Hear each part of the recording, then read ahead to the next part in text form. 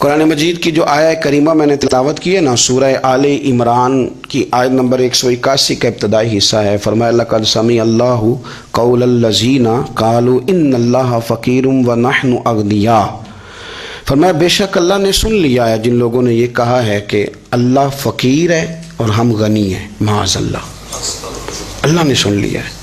یہ سورہ آل عمران ہے۔ ذرا اس کی جو شان نزول ہے اس کی طرف آئیے گا۔ حضرت صدیق اکبر رضی اللہ تعالیٰ عنہ گزر رہے تھے تو یہودیوں کا بڑا رہنما، مقتدا، بڑا عالم، تورات انجیل جاننے والا، وہ نہ بیٹھ کے یہودیوں کو کچھ پڑھا رہا تھا، سکھا رہا تھا۔ تو حضرت صدیق اکبر توحید پرست، عقیدے کے پختہ، راسخ العقیدہ مسلمان، اس کے قریب سے گزرے تو فرمانے لگے، اس کا نام فنحاس تھا، کہنے لگے او فنحاس، تجھے بھی پتہ ہے، تیری تورات میں بھی لکھا ہے، تیری کتابیں بھی جانتی ہیں کہ سچ وہی ہے جو میرے محبوب کریم علیہ السلام ارشاد فرماتے ہیں، جو سید عالم صلی اللہ علیہ وسلم بتاتے ہیں وہ سچ ہے، تجھے پتہ ہے، تو ان لوگوں کو توحید کی دعوت کیوں نہیں دیتا؟ یہ پھر شرک میں، بت پرستی میں، کفر کی طرف بڑھتے جا رہے ہیں۔ ان کو پیغام توحید دے، یہ اللہ تبارک و تعالیٰ کی عبادت کریں، اس مالک کی جس نے میرے نبی پاک کو اپنا رسول بنا کے بھیجا، اس طرف ان کی رغبت دے۔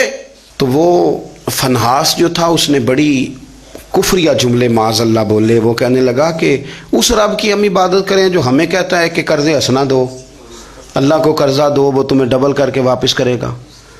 صدقات اور زکوٰۃ کا معاذ اللہ اس نے مذاق اڑایا، کہنے لگا اللہ ہم سے کہتا ہے میری راہ میں خرچ کرو، معاذ اللہ استغفر اللہ۔ کہنے لگا اس کا معنی تو یہ ہوا نا کہ ہم غنی ہیں اور اللہ فقیر ہے۔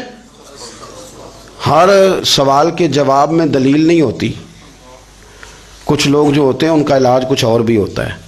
جب اس نے رب کی شان کے بارے میں یہ بات کی نا تو حضرت صدیق اکبر نے پھر ایک زور کا تماچا اس کے منہ پہ مارا، ایک تھپڑ مارا، اٹ سٹ تے پکڑا کوار گندہ لذی اور بھی بوٹیاں جاننے، ایک لگائی زور سے اس کے منہ پہ، اور جب وہ دھڑام سے گرا نا، یہ دیکھیں نا تھوڑے دن پہلے یہ ہمارے جنوبی پنجاب میں کیا تماشا لگا ہے، قبر کے گرد لوگ گھوم رہے اور کہہ رہے ہیں لبیک اللہم لبیک۔ کیا ہمیں غصہ نہیں آتا ان چیزوں پہ؟ ہمیں جلال نہیں آتا؟ اس طرح اسلامی شاعر کا مذاق اڑایا جائے گا؟ شرم نہیں آتی ان لوگوں کو؟ عقیدہ توحید کے معاملے میں ہمیں غیرت مند ہونا چاہیے۔ میرے رسول کریم صلی اللہ تعالی علیہ وسلم نے ہر گلی ہر چوک میں یہ نعرہ لگایا کہ لا الہ الا اللہ، حضور نے پیغام توحید دیا ہے۔ ہمیں شکن تک نہیں آتی، جو مرضی قوال بک جائے، جو مرضی وہ کفر کہہ جائے، کوئی پوچھنے والا نہیں، جو جس طرح کا مرضی کو شعر پڑھ کے گزر جائے، کوئی طبیعت نہیں، کوئی نہیں پوچھنے والا کہ آپ کہاں کھڑے ہیں، آپ نے کیا کہہ دیا ہے۔ حضرت صدیق اکبر نے تھپڑ مارا۔ اب وہ چونکہ ان کا بڑا مقتدا تھا، پیشوا تھا، وہ حضور سید عالم صلی اللہ علیہ وسلم کی بارگاہ میں آیا اور وہ سارے لوگ آئے، نے آ کے کہا جی ابو بکر نے تھپڑ مارا ہے۔ تو نبی کریم صلی اللہ علیہ وسلم نے فرمایا بلائیے ابو بکر صدیق کو۔ حاضر بارگاہ ہوئے، آپ نے تھپڑ مارا ہے؟ کہا حضور مارا ہے، بالکل مارا ہے۔ کیوں مارا ہے؟ یا رسول اللہ صلی اللہ علیہ وسلم اس نے یہ کہا تھا معاذ اللہ کہ اللہ فقیر ہے ہم غنی ہیں، میرے رب کریم کی شان کے بارے میں یہ اس نے جملے بولے تو میں نے مارا تھپڑ۔ حضور نے فرمایا تو نے کہا ہے؟ کہنے لگا جی میں نے تو کہا ہی نہیں، میں نے تو نہیں کہا۔ اس کے جتنے لوگ تھے ان سے کہا بھی تم موجود تھے، اس نے کہا ہے؟ وہ کہنے لگے جی نہیں نہیں اس نے تو کہا ہی نہیں۔ عوام مسلمان تھا ہی کوئی نہیں جو جناب صدیق اکبر کی گواہی دے، جو صدیق کی صداقت کے لیے کھڑا ہو، تھا ہی کوئی نہیں۔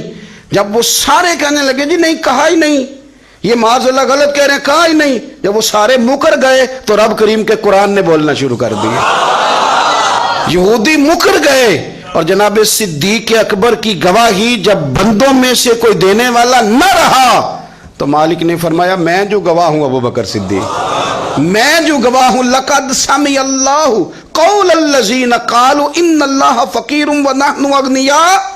فرمایا کسی مسلمان نے سنا یا نہیں سنا، اللہ نے سن لیا ہے، اللہ نے سنا ہے اس کے قول کو جس نے کہا کہ اللہ فقیر ہے اور ہم غنی ہیں، قربان جائیں اس شخص کی عظمت کا کیا کہنا جس کی گواہیاں میرا رب کریم عطا فرمائے۔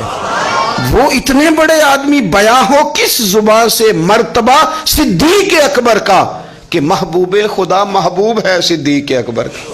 اتنی بڑی شخصیت. رب نے فرمایا کہ کسی مومن نے سنا نہیں سنا؟ اللہ نے تو سنا ہے نا, اللہ نے سن لیا, انہوں نے کہا ہے.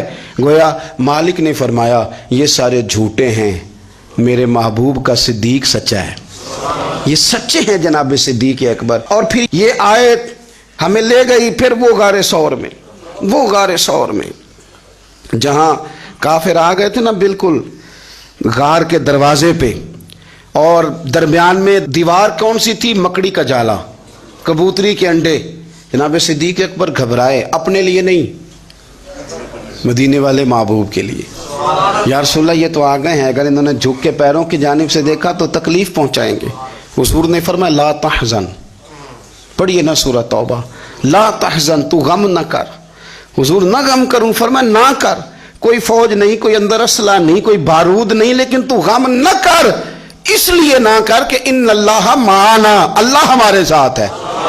جن کے ساتھ اللہ ہو انہیں غم نہیں ہوتا. مجھے کسی شخص نے کہا کہ کسی کو ولی دیکھنا ہو تو علامت کیا ہے؟ میں نے کہا ولی کو غم ہوتا ہے پر اللہ رسول کا, اپنی آخرت کا. لیکن اگر تم کبھی دیکھو نا کہ دنیا داروں سے تھوڑا غمگین ہو رہا ہے تو ولی ہے ہی نہیں.